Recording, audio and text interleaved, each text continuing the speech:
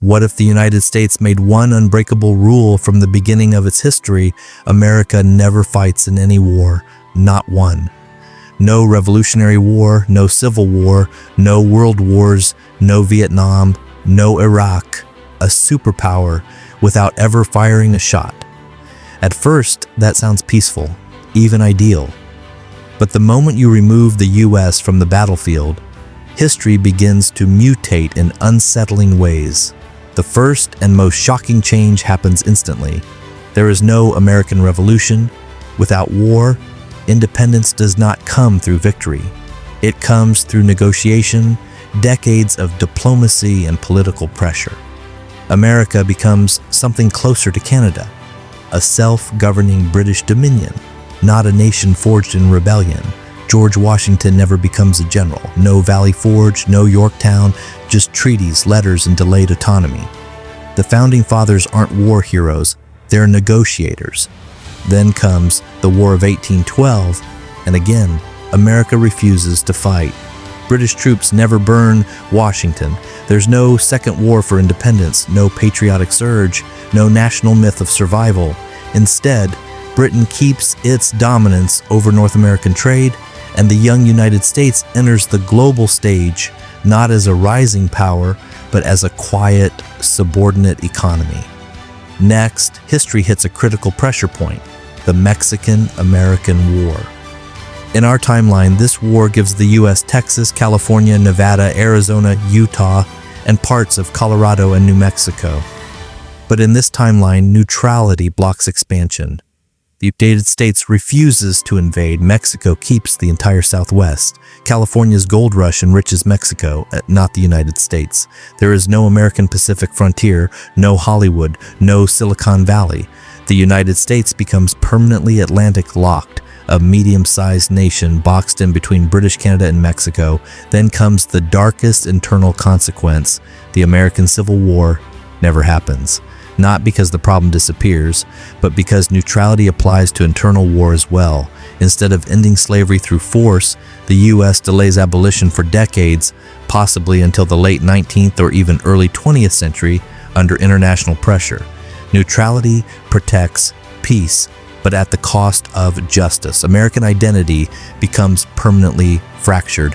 No Union versus Confederacy mythology, no Lincoln the Savior, just slow, bitter reform. Now the timeline hits its first global earthquake, World War I. In our world, American intervention breaks the stalemate and reshapes peace, but in this timeline, the U.S. refuses to join. No American soldiers land in Europe, no U.S. loans or industrial support at scale. The war drags on much longer and possibly years until either Germany forces a negotiated peace or Europe collapses under exhaustion and revolution. And without Wilson, there is no Treaty of Versailles, no League of Nations, no Make the World Safe for Democracy. Instead, Europe emerges bitter and unstable, with unresolved borders and unresolved hatred. Then comes the war everyone is waiting for, World War II. In our timeline, American entry changes everything. The industrial machine, Lend-Lease, D-Day, the Manhattan Project. But here, America stays neutral, even if Pearl Harbor happens. There is no Normandy invasion, no U.S. Navy pushing Japan back island by island, no American bombers over Germany.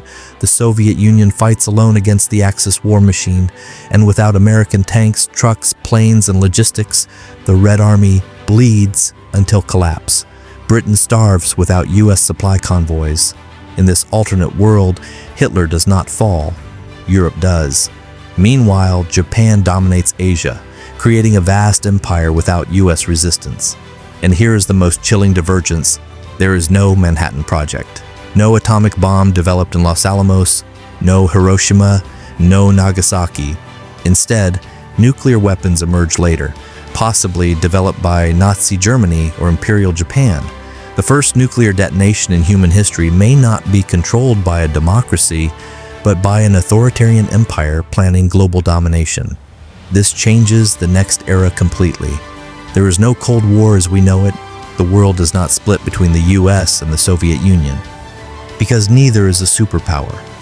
Instead, A new world order forms under victorious militaristic regimes. There is no NATO, no Marshall Plan, no U.S. protection of South Korea, Japan, or Western Europe. The Middle East develops under German or Japanese influence, not Washington's. Oil strategies shift dramatically. Fast forward into the late 20th century, America becomes wealthy, peaceful, and inward-focused. A giant Switzerland, no Vietnam trauma, no Iraq debate, no Afghan war, no global bases. Americans live comfortably, but quietly, in a country that never shaped the world, only watched it. By today, this neutral United States is still economically powerful, still advanced, still democratic, but not a global power. There is no US-led world order, no leader of the free world. Instead, authoritarian superstates dominate world politics, and democracy remains rare, fragile, and geographically limited. Neutral America survives, but the world around it is colder, darker, and far less free. So the final question becomes brutally simple. If America never fought, would the world be more peaceful? Or would the world be afraid of powers that never had anyone strong enough to oppose them?